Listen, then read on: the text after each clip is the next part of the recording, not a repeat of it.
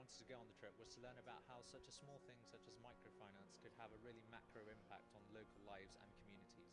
We got involved in a varied range of projects, and possibly one of the best parts of the trip was to learn how one woman was just selling and making soap, and we got involved in that community.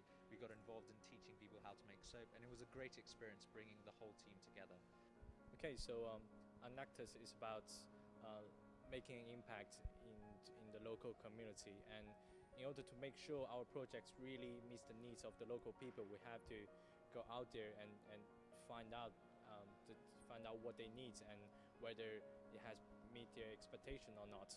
So basically for me, I was planning the projects, and I really want to see how efficient it is in Kenya, in the local community, and how efficient it is to help the people.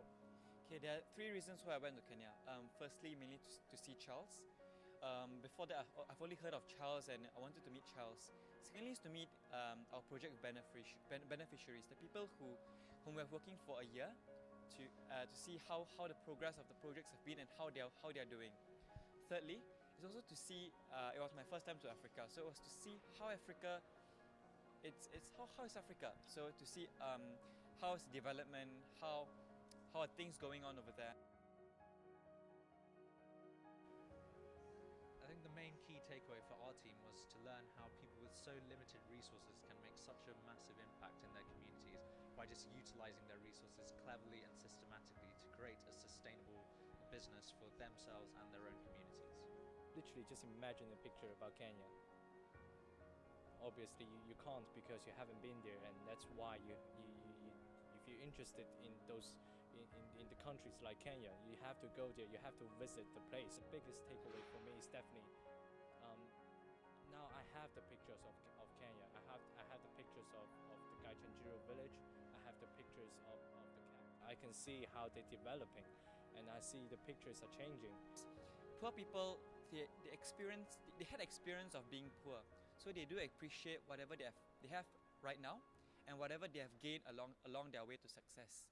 So what I learned is that it's very important to appreciate what we have, and to really cherish whatever that we have learned, or whatever that we've gained along the journey.